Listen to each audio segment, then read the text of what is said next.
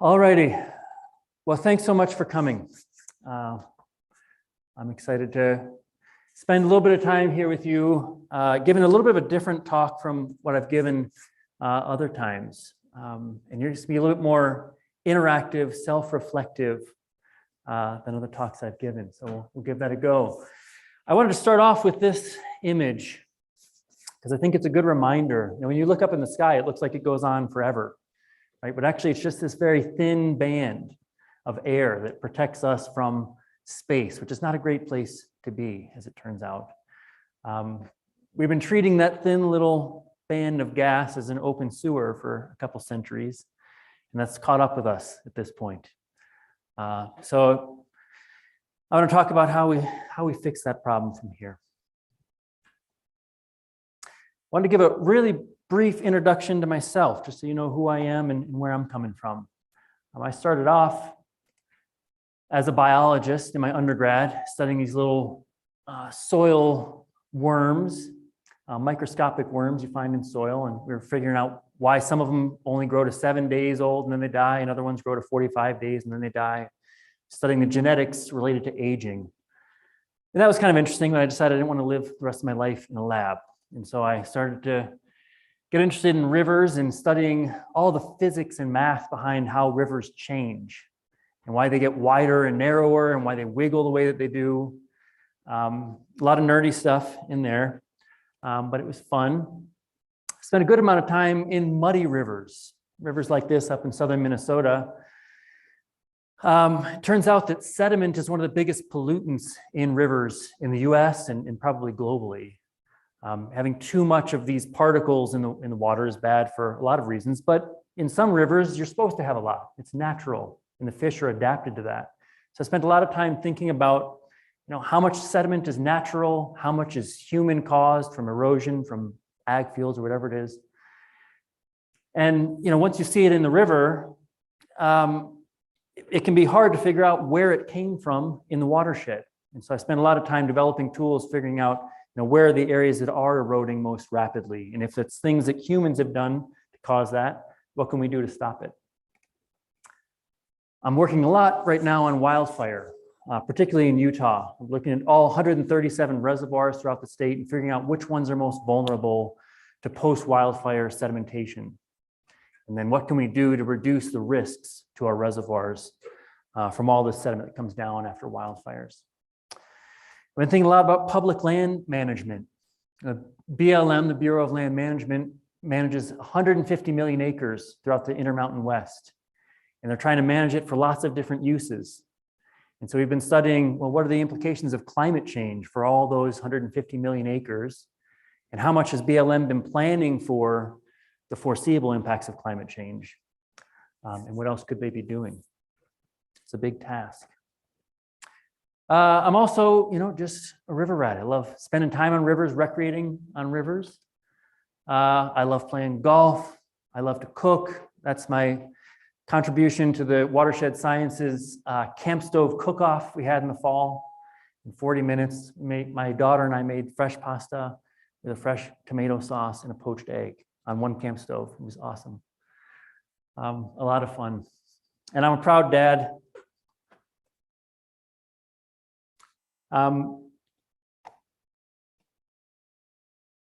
So that's a little bit about me.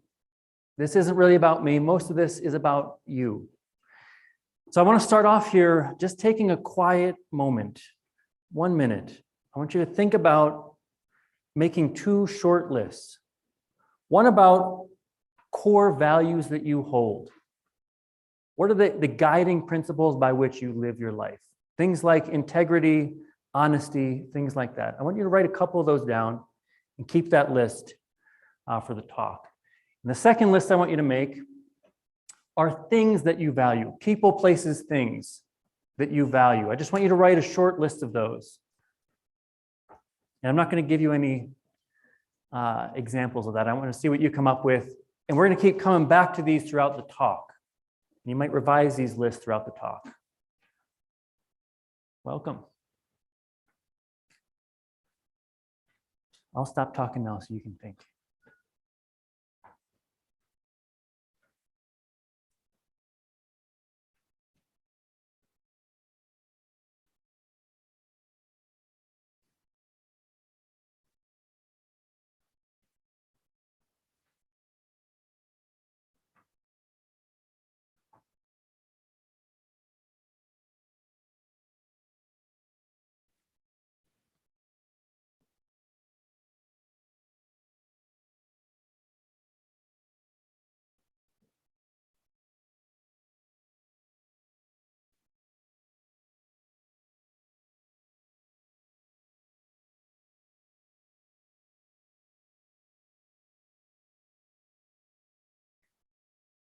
Okay.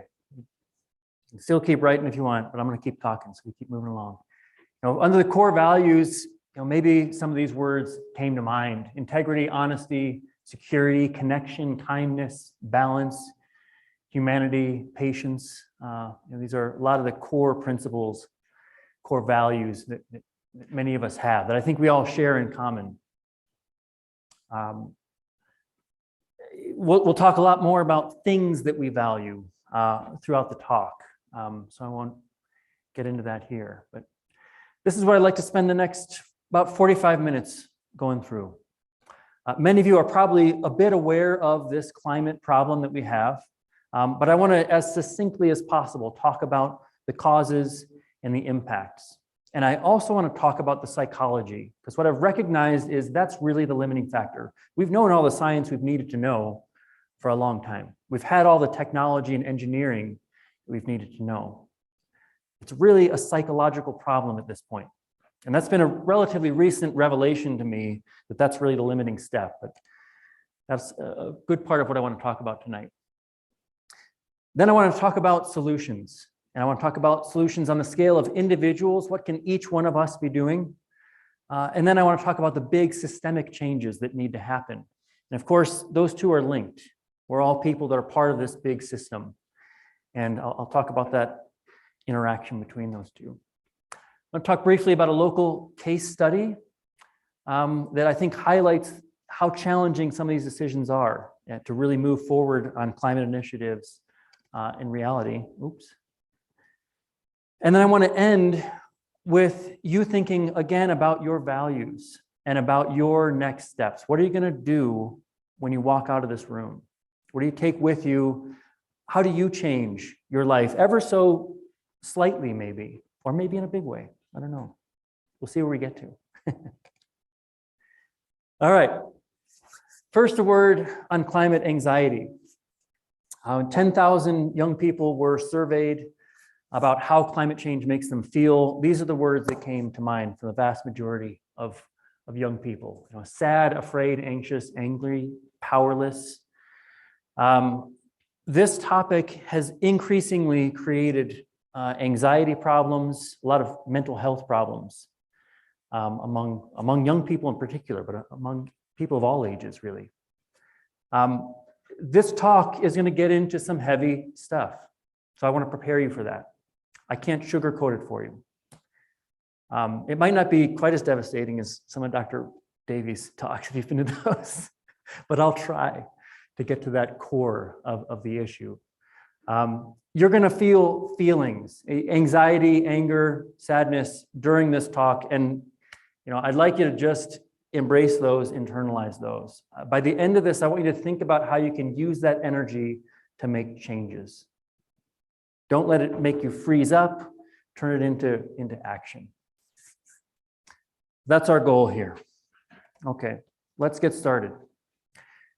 There's no shortage of documentation about the problem. There are a tremendous number of reports that have come out about climate change. This one in the middle here that came out in October of 2018 was a game changer for me, because it really highlighted that governments are not getting it done, and they haven't been getting it done for decades. It's really up to individuals and institutions to force the changes that we need to see. That was a report by the Intergovernmental Panel on Climate Change. They're kind of the gold standard group of scientists from all around the world who summarize the state of the knowledge. There's been other reports from the US, National Climate Assessment, the US military. October of 2021, the Department of Defense came out with an incredibly strongly worded report on how climate change presents challenges to national security. I'd encourage you to give these a read. There's a website that Daniel set up on our department website that has resources and links to all these reports. Last year, the IPCC came out with their most recent synthesis of the science, the physical basis for the science. I mean, frankly, the update is incremental. We have known so much of what we need to know for a long time. But that's the most recent report on the physical basis. They just put out another report a couple of weeks ago on impacts, adaptation, and vulnerability. About 10 years ago, the American Psychological Association put out a report on linkages between psychology and climate change. And they just put out another report in February of this year from a task force that was actually indicating how psychologists should be playing a much more active role in solving this problem. Psychology is really the frontier at this point. Okay. I'll make this statement because I think it's important to acknowledge, because I think this creates a lot of division where people love fossil fuels for lots of reasons. They've made our lives better in a lot of ways, and I think we have to acknowledge that. It's an incredibly dense source of energy. The amount of energy in 1 gallon of gasoline is equivalent to 80 sticks of dynamite. Isn't that crazy? It's a lot of energy in each gallon of gasoline. They're incredibly efficient. They're really convenient. You can put them in all kinds of containers and move them around wherever you need them. They literally energize our global supply chains and industry. So moving away from them has been very difficult because we recognize all of these benefits, often implicitly. The problem is that fossil fuels now undermine so many of the things that we actually value. Wildfire is increasing dramatically, and that's being driven in part by climate change. Air quality has been diminished so much. There's 8 to 9 million people each year who die directly from fossil fuel pollution. 8 to 9 million, that's a big number. And then countless others who are experiencing other health impacts from fossil fuel pollution. And this is certainly true just right here in Salt Lake City. We've got a lot of refineries, right? We get this from smog, from cars and things like that, industry. We also get it from dust from wildfires or dust from places that have been desiccated. We're seeing increased levels of drought. And what the science is telling us is that the occurrence and severity of droughts will continue to increase the further down this road we go. That's creating all kinds of disruptions in food systems. At the same time that we're getting increased drought, we're also getting increased flooding in other places or at other times. Last year, exceptional drought in Utah, right? We also had a flood right in the middle of Salt Lake City in August, right? Because we just got this big downpour of water. Warmer atmosphere can hold more water. And at times when it decides to let go of that water, it's doing it in some cases in really devastating ways. Floods are incredibly expensive and damaging natural disasters that we've been exacerbating. It's certainly been impacting our snowpack. That's where we get a lot of our water, but it's also something we enjoy recreating on, and I'll get a bit more into that later. I think one of the less appreciated things about climate change is how much it creates instabilities, economic, societal, political instabilities around the world, and how much that drives wars and other climate refugees, people who have been displaced. They no longer have a home because of some climate-driven disasters. We're expecting hundreds of millions of climate refugees by 2050 if we stay on anything close to our current track, hundreds of millions. Another impact is coral reefs. Many of us may think of coral reefs as just a cool place that you can go scuba dive on vacation, and that's true, but they also are home to 1/4 of the biodiversity in the ocean. 1/4 of all species live in these coral reefs. Fascinating places. It also provides protein for about 1 billion people, and we're really rapidly bleaching these things. We may lose all coral reefs as soon as 2040. That's just 18 years.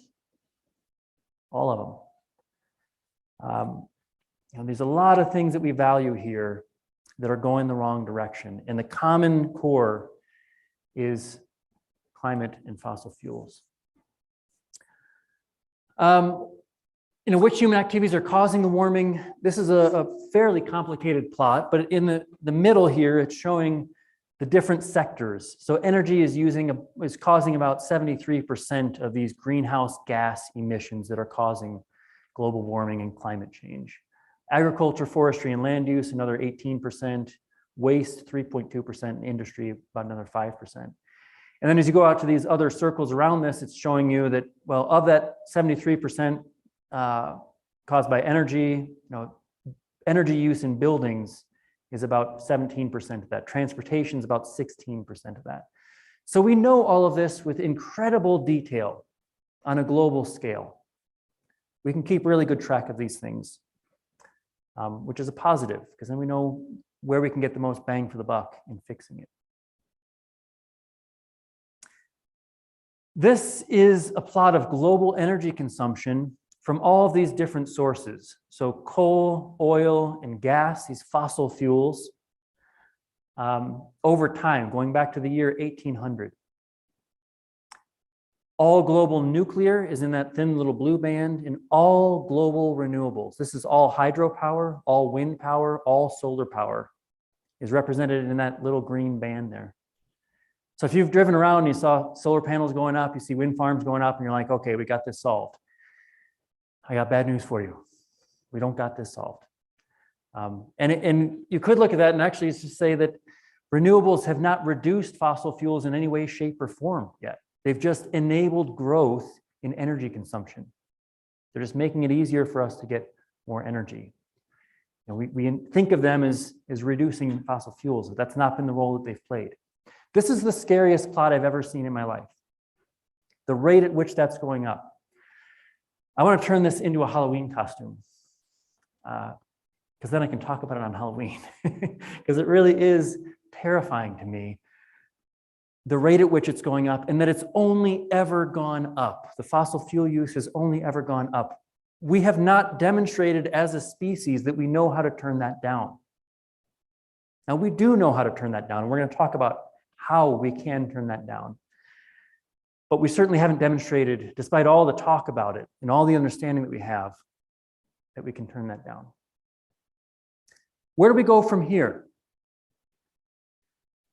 This is a plot showing historical temperatures in black here, and then multiple pathways as we go forward. And this is what the core of what the IPCC does, the science that they summarize, saying, well, this could be a future pathway here, where we reduce emissions very rapidly and we keep warming to around 1.5 degrees. This dark red one here is another possible pathway where we just do business as normal. We just keep doing what we do. And we get to 3, 4, 5 degrees warming by the end of the century. To get on this pathway, we can only burn 5% of the coal, oil, and gas that we know is out there. Just 5% of it. So this notion that we can just keep burning stuff and we'll run out of oil, that's not going to happen. Or I sure hope it doesn't happen. To stay on that path, we could only burn 5% of what we know is there. Like I said, this is kind of the business as usual. We have to change the way we do business. I don't want to be pessimistic, but I also don't want to be foolishly optimistic. If anyone wants to take a bet that we're not going to follow that light blue path, I'll give you good odds, because we have burned through a lot of the carbon that represents that 5% just in the last 5 years. So if there are any takers on the bets, talk to me after this. I'm sorry, but I got to say we're pretty much ruling that out right now. That pathway is not going to be viable. There's still a lot we can save, though, and we can still choose that darker blue path there, which almost looks black on the screen. That's still very possible, and I'm shooting to stay at that at most. I think that should be our goal, but there's a lot of changes that need to happen. So that's a lot of kind of big pie in the sky causes and things going on. I want to talk just for a couple of minutes about how this impacts us very specifically here in northern Utah. So some of these things strike a little bit closer to home. The Great Salt Lake, and I put a question mark here. I don't know how much longer we're going to be able to call it great. In 1986, this is what the Great Salt Lake looked like. By 2021, it had gone down about 20 feet. But when the water level goes down 20 feet in a place that's really, really, really flat, we've exposed about 1,600 square miles of shoreline now that used to be underwater. 1,600 square miles. It's a lot of shoreline that's been exposed now, and that's causing all kinds of problems that I won't get into all of them. A lot of wildlife problems caused by that. There's $1.5 billion industry that depends on the Great Salt Lake that is very concerned about this trend. The way most of us experience that problem, though, is through our lungs. You know, that 1,600 square miles that's now exposed shoreline, those are highly contaminated sediments, contaminated with arsenic, zinc, lead, things like that. You don't want those in your lungs. And so all the dust that's coming off this newly exposed Salt Lake shoreline is causing all kinds of human health issues. So if one of the core things you put on your list of things you value is health, this is a big problem for us living here in northern Utah. Climate change impacts our snowpack and winter recreation. I briefly mentioned this, but here's some data to support that. Those dots are showing places where we're measuring, and we have been measuring for decades, how much snow we get every year. So this is showing from 1955 to 2020, where snowpack has gone up. Those are the couple of blue circles, or where it's gone down. Those are the red circles. And the size of the circle is scaled to the percentage of increase or decrease. There's a lot of big red dots on there.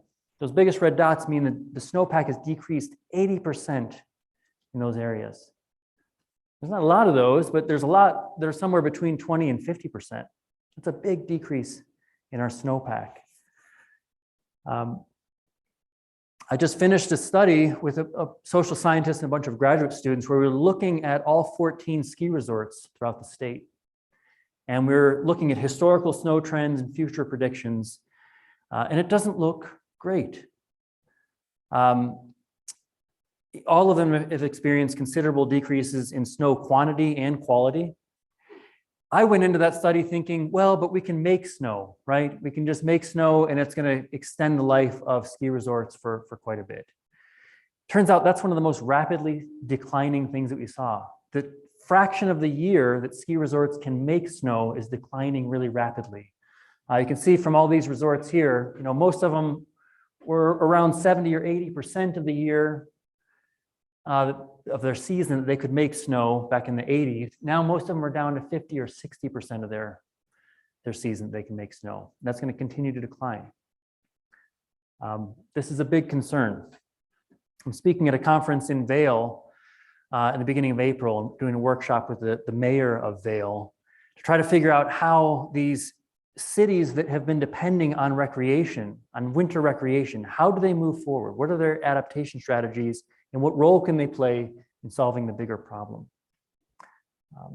They certainly have a big role to play. Utah's reservoirs are at historically low levels. I just floated through Cataract Canyon on the Colorado River last week. It's an amazing river. I highly recommend it. Go with somebody who can navigate rapids. There's 30 of them through that canyon. We ended in what should have been Lake Powell. And we actually floated through 20 miles of what used to be Lake Powell. And we still couldn't see the lake. It's down so far. It's down 175 feet. That's how far it's fallen from its high stand. And of course, there are people who say, well, Lake Powell shouldn't have been there to begin with. But that's beside the fact. It's a reservoir that we depend on for a lot of water throughout the Western US and a tremendous amount of power as well. Right now, if you look across the state, all Utah's reservoirs combined, they're at 37% of capacity. They're only about a third full. Last year, a drought year, they were 50% full at this time. Normally, they're 72%. So we're half of what they normally are. That's a really low water level. There may be some people who experience this as losing water, but most of us are not going to not have water when we turn on the tap. There's lots of ways that we're using water that we can cut before water doesn't come out of your faucet. or your shower. But if you're a farmer, farmers use 85% of water in Utah. And they're not going to be able to use nearly as much this year as they have in other years. That's going to impact lots of our food supply. And unfortunately, it's likely to be the more independent, lower income farmers that are going to be hit first by it, the ones who are most vulnerable. If you're a fish, you should also be very concerned about this, because as people have all of their water rights, they're going to use those water rights. We end up leaving lots of rivers like this. And the fish don't have very good lawyers right now. They're getting better lawyers. But this is a problem, because it not only dewaters these streams for whatever period of time that we're not letting water go through them, but those fish populations don't come back very quickly. This is a longer term problem than just for whenever it's dry. I'm getting to the end of the depressing stuff, I promise. We got to get to the bottom of this first before we start climbing back out. Wildfire is a big problem.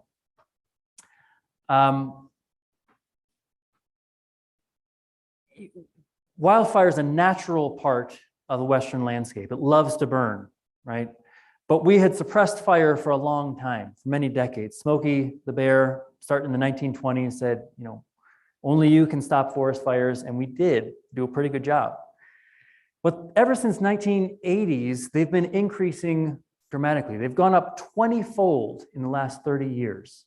That's a big increase in the amount of wildfire that we're seeing. And a lot of that is because of climate change and the fact that many of these fires are uncontrollable upon ignition. We can't get out there quick enough to stop them. So we're paying for that through fire suppression. This is a plot showing how much the federal government's paying. It's gone from about $250,000 a year up to $2 to $3 billion per year. That's just a small fraction of the cost that we're paying for wildfire. In 2018, from a single fire, the Thomas Fire in California, there were $10 billion in insurance claims. It's a lot of money. And guess who's paying that? It's not the insurance company, it's all of us, right? That's how that system works. That's just from one fire. There's hundreds of large fires every year. We're paying all kinds of other costs as well, in terms of premature mortality, healthcare utilization, lost productivity, impacts on quality of life, quality of water, loss of species, damage to critical infrastructure. I'm working with UDOT now to figure out where transportation infrastructure is most at risk throughout the state. But wildfire is a big and growing problem that's exacerbated by climate change. So, if you put clean air on one of the lists of the things that you really value, I hope you're feeling at this point like that's severely being threatened by this fossil fuel driven climate problem. If you put clean water on there, having water to begin with, let alone clean water, that's being severely threatened here. These are people losing their homes to wildfire. Imagine losing your home. We have 22 million people who are living right at the interface between urban areas and wildland areas. They're the most vulnerable. We built there because we thought we could control fire. We can't control fire anymore. So we got 22 million people who are now at that interface, who are at risk of losing their homes every year that we get more wildfires. A lot of these things really strike home as you start to look at the different ways that climate change is impacting us. Then there are climate tipping points. And this is the last slide I'll have along these lines. These are big changes, massive changes really, that are irreversible essentially. Losing the coral reefs is one big one. Once we lose those because of ocean acidification due to all the fossil fuels, and the warming, we're not going to get those back. They don't come back. Not on human timescales anyway. Geologic timescales maybe. Losing the Amazon. That's a system that we've been beating it up pretty good, and it's been coming back and coming back and coming back. At some point, the Amazon doesn't come back. That's a game changer. There's lots of peat bogs that are frozen up here at really high latitudes. And this is something that keeps me up at night. As we warm those peat bogs, they thaw out and they start releasing methane. And the more they thaw out, the more methane they release. Methane is a greenhouse gas. It warms the earth. It then thaws out more permafrost. That's a process that if it gets going, we can't stop it. It's irreversible. And that's potentially a game changer. And we don't know exactly the timeline over which that's going to happen. And that scares me. Uncertainty is not our friend here. Okay? Okay, that's the end of the really depressing stuff. We're going to stay at this low point a little bit longer as we're talking through the psychology, and then we'll start pulling back out of this. I have been wrestling with this problem for 20 years. I've been working on this. How is it possible that we have not solved this problem yet? The science has been so good. It's been so clear. It's always been in the same direction. Eunice Foote is the American scientist who back in 1856 told us this could be a problem. She figured that out all the way back then, and here we are in 2022. This is the deal. It's not about the science. The science is figured out. It's not about the technology. We have all the technology we need right now to solve the problem. It's a matter of scaling it up and implementing. The real barriers are psychological. And this report that I mentioned earlier, we have a link to on the webpage, goes through these in much greater detail, but I'll just throw a few of these out there so you can start to get a sense for the scope of this problem. We are not hardwired in our brains to deal with problems like this. We are really well hardwired to not get eaten by hyenas. We have hundreds of thousands of years of evolution that put our brain together in a way to make sure we don't get eaten by hyenas. And we're pretty good at that, right? Not a lot of people getting eaten by hyenas these days. But our brains are not hardwired to deal with really large-scale, long-term existential problems. Our neurons are fundamentally not wired that way. We have a lot of individual motivations, some of which we're aware of, and some of which are subconscious. But I'll just give you an example. Joe Manchin, US Senator, is holding up the biggest climate bill in history. He also happens to own a large stake in a coal company. He has a personal motivation that may or may not be influencing the decisions he's making on policy. That happens for all of us. We're all making decisions based on our individual motivations to some extent. We need to be more aware of those, not just with ourselves, but aware of other people's conflicts of interest when they're in decision-making positions. We have these mental shortcuts as well. And we're all making thousands, maybe tens of thousands of decisions every day. And we do most of them just subconsciously because it's really energetically expensive to critically think about how to get out of bed. Like there's lots of different ways you can do it. We don't want to have to think about it, right? We just do it automatically. And so we do that for thousands of decisions every day. And when we've been making those decisions in a world where we're just enabled by fossil fuels, this kind of heuristics, these automated processes that we're working on are basically set up to maintain the status quo. And that's a problem. And just simply being aware of that helps you get out of that. There's lots of social pressures. Some people don't want to go to some activity or do something differently because they're afraid of what other people might say or think about them. That's a very real issue, especially for people in office. Somebody in a public office may be concerned about voting a certain way because what will people think? I'm a hippie who wants to live in a cave because I vote against fossil fuels. No. But social pressures are a big thing. And also our emotions, our own emotions really influence how we perceive information, how we internalize it, and what we do with it.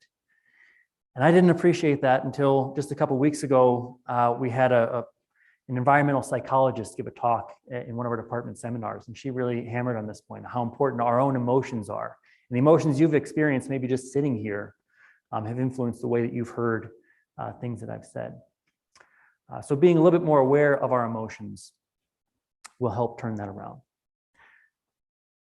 Okay, that's the low point. I promise. We get better from here. I want to talk about solutions at the individual scale, as well as the big systemic changes that we need to make. As we do that, I want to refocus you on the goal, because you hear all kinds of things about sustainability and green this and green that and blah, blah, blah. You know, we're doing great. We put solar panels in the library. Great. Okay. That can feel like a big win. Like, okay, we're done for this year. Let's do something else next year. You know, we do all these smaller things and we're quick to pat ourselves on the back. But this is the goal. Getting that down to zero. I should say the fossil fuel part of that down to zero.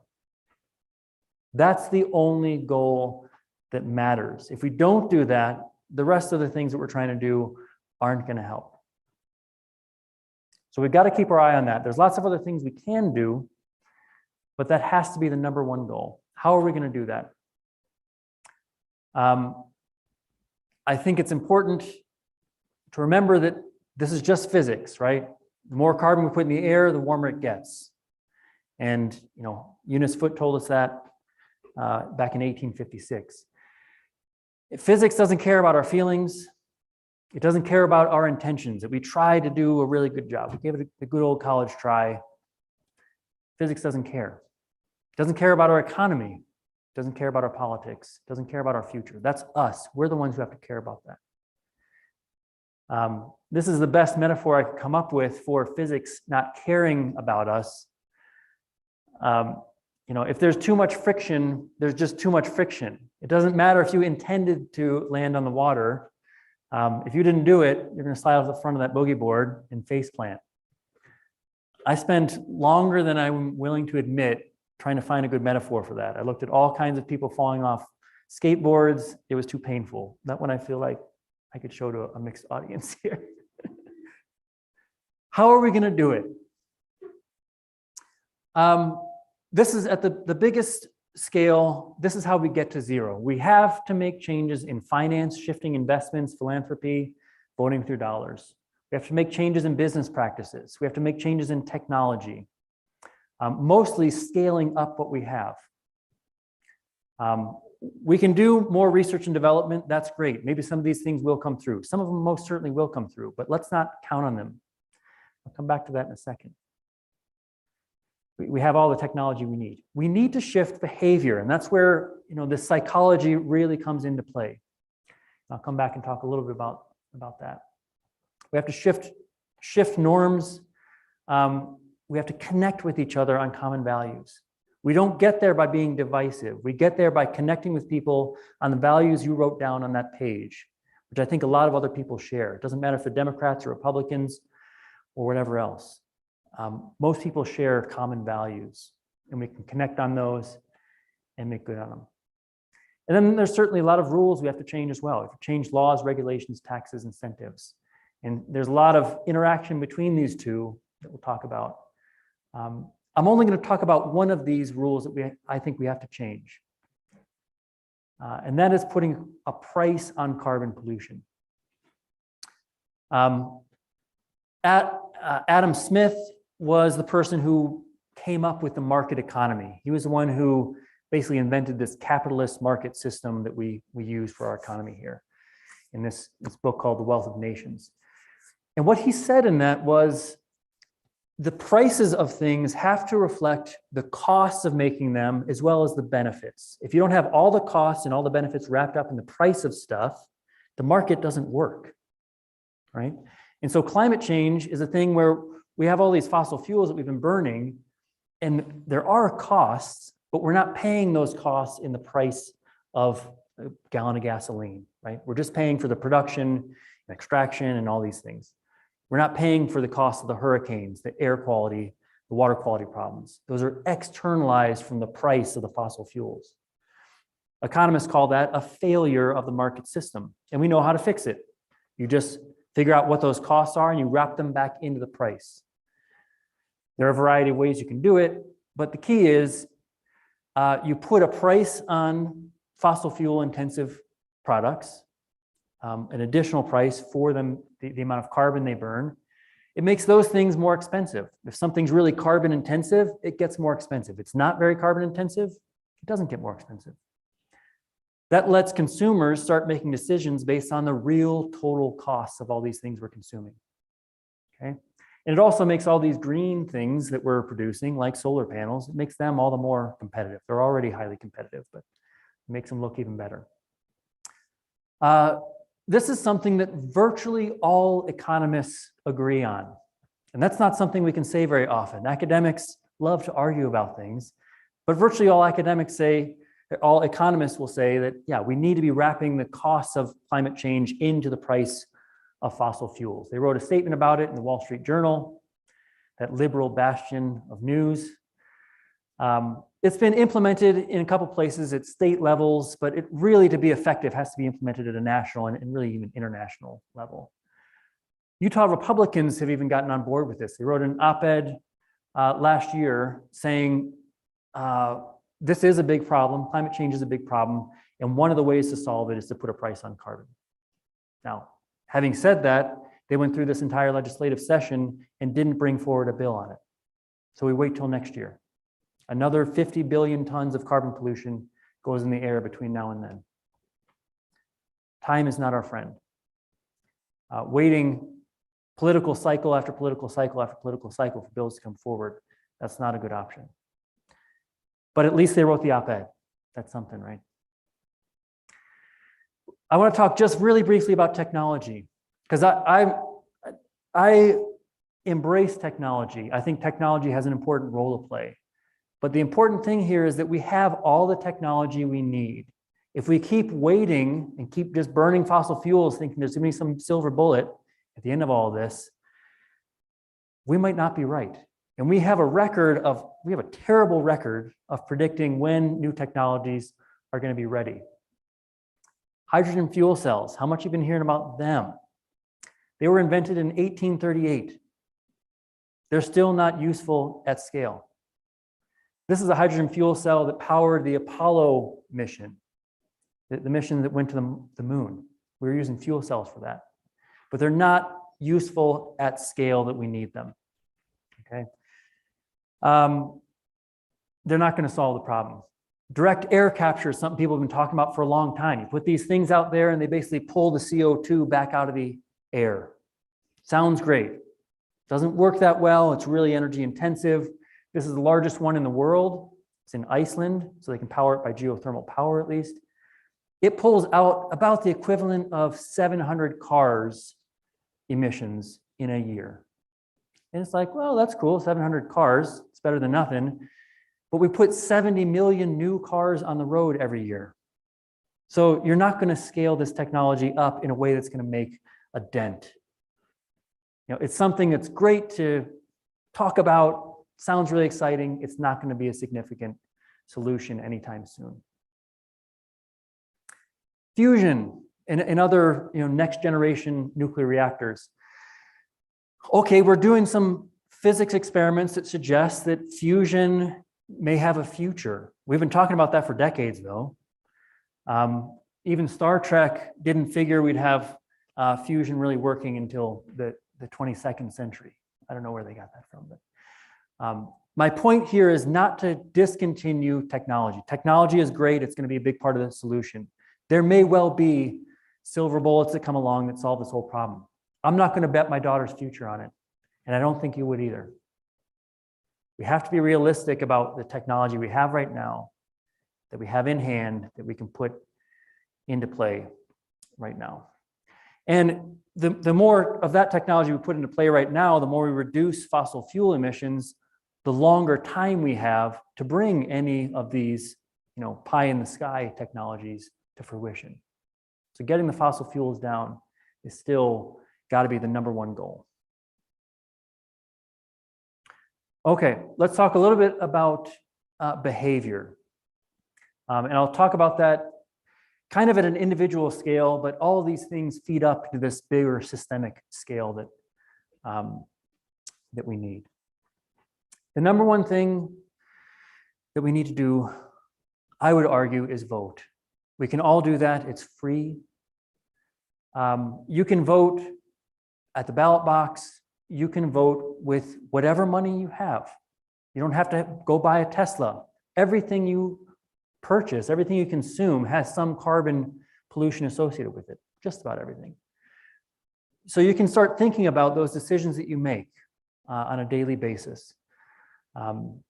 We don't all have, Jeff Bezos money, but whatever money you are spending in the economy, you can spend in smarter ways. And that's going to send a signal to companies that it makes a difference to you. Reduce when possible. This is one of the things that I see a lot of, particularly young people getting really anxious about every single decision they're making, every single thing they're buying, whether they're using a plastic straw or not, because plastic's made out of fossil fuels, right? It's made out of oil. So, this is at least where I've come around to with this. Reduce where you can. Start with something and keep reducing from there, but don't sweat it. Don't let it create anxiety that overcomes you, okay? You can't solve this problem just by yourself. I've reduced my carbon footprint by more than 50%.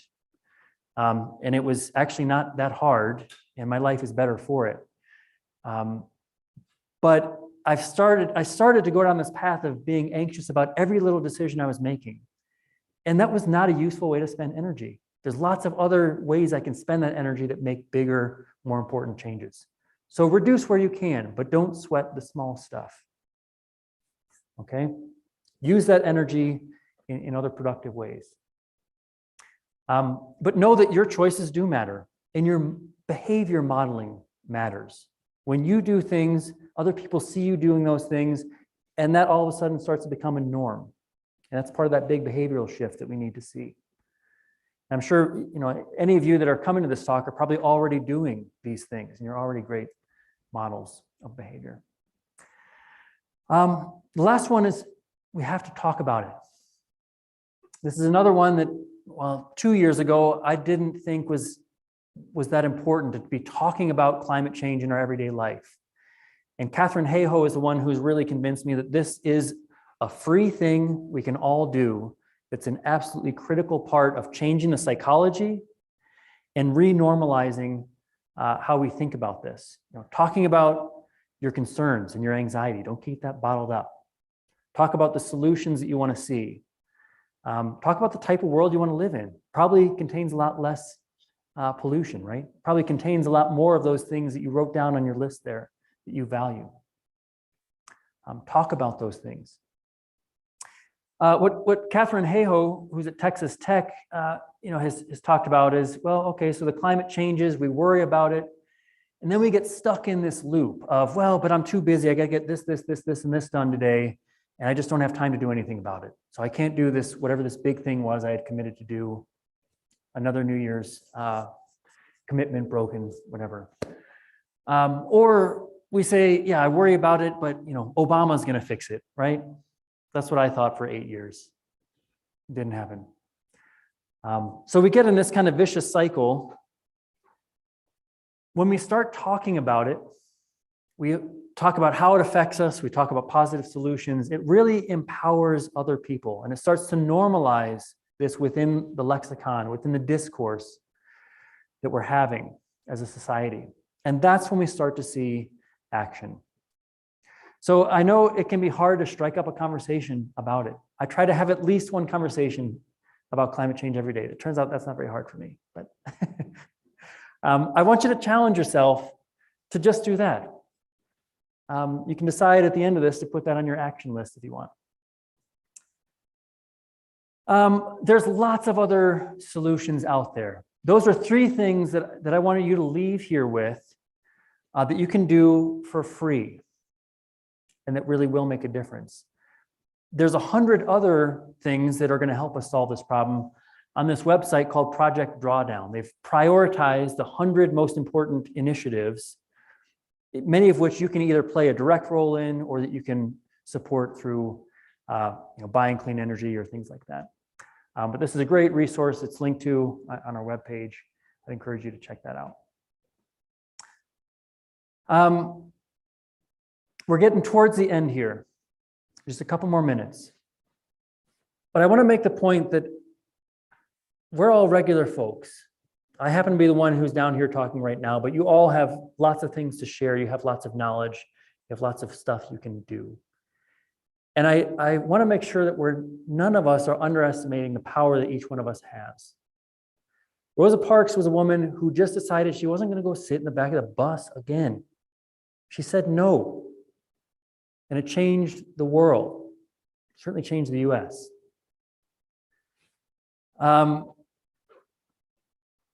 Anybody know who this is? Candy Lightner. Her daughter was killed by a drunk driver.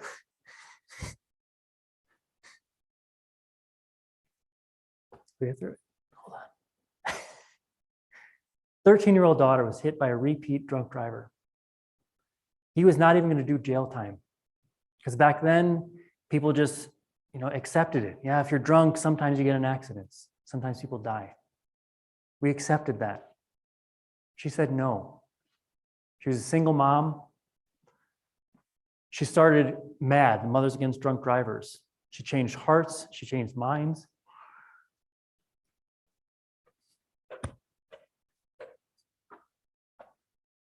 That's a tough one. Tiananmen Tank Man. Nobody knows this guy's name. He went and stared down the Chinese army after they had massacred thousands of people in Tiananmen Square.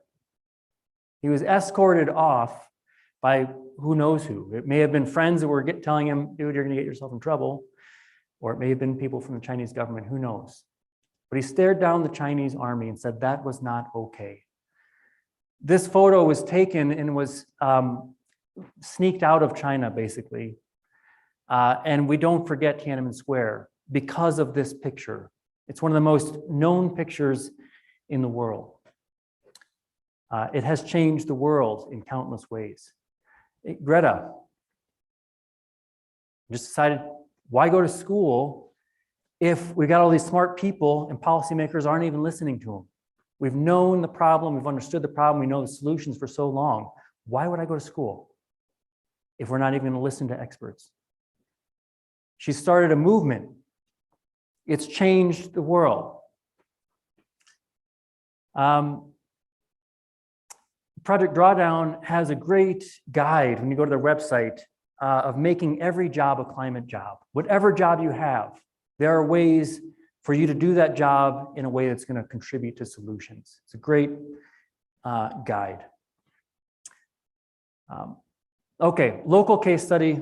Let me spend about 3 minutes on this, and then I'm going to want you to spend 1 minute reflecting back on your values in your next action steps. I'm on the Logan City Renewable Energy and Sustainability Advisory Board. And in the fall, the director of Logan Light and Power came to us and said, we're considering this carbon capture and storage project. It's basically a coal plant that they retrofit with carbon capture technology. And it sounded like a great thing. And I think we need to do it because we're looking at a shortage of power that we can schedule, and we need base load power. It has to be reliable. So this is what Mark was pitching at that time. The more we looked into it, it turns out this clean coal technology isn't all it's cracked up to be. It's not as efficient as they say it is. It doesn't capture as much carbon as they say it captures. Every single coal plant that has implemented this technology in the US has closed. Usually after we've thrown hundreds of millions or billions of dollars at it. So the technology is not very reliable. It is reliable power at a low price point, but the technology is unreliable. The business model is also really unreliable. Part of the way they get a low price point is when they capture the carbon, they liquefy it, and they re-inject it into depleted oil fields so that they can get more oil out. That's what they do with the captured carbon. So there's really nothing clean about this technology. And it also ignores the very real costs of carbon pollution. We are still creating a lot of carbon pollution. We've talked about all those costs. I promise I won't go through them again. But here's the conundrum. We need power. We're not going to accept blackouts or brownouts in Logan City. You know, Logan Light and Power has done an exceptional job of providing low-cost, reliable power. We need to continue to protect that. But how did we get here? How did we get to the point where it looks like buying, this is a 15-year coal contract, where that looks like the best option?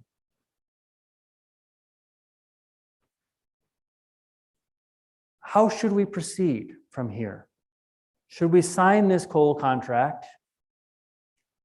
or not?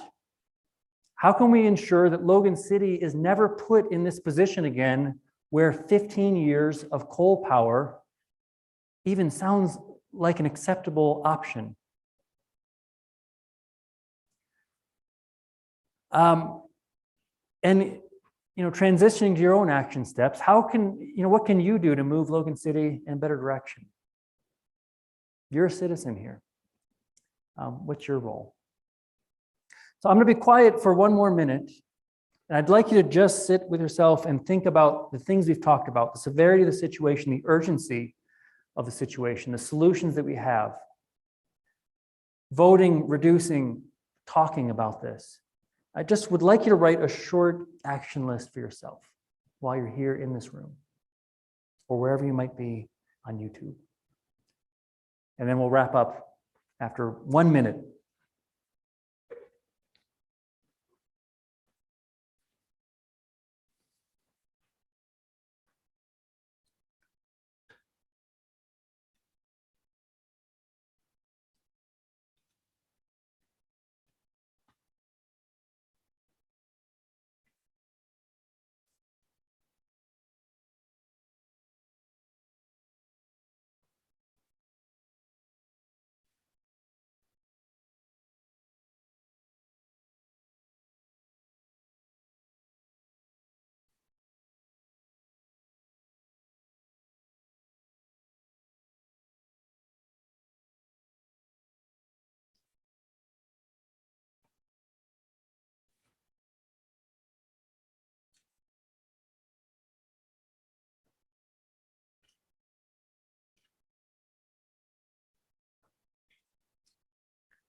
Okay, it's been a minute. You can keep writing if you want. Last slide I have here is just connecting you to these resources and then a link to that website that Daniel has set up with links to all these reports and resources and things like that. I'm happy to entertain any questions, but I really just want to thank you all for being here. I'm glad to have spent this time with you, and I'm happy to talk with you more about this anytime.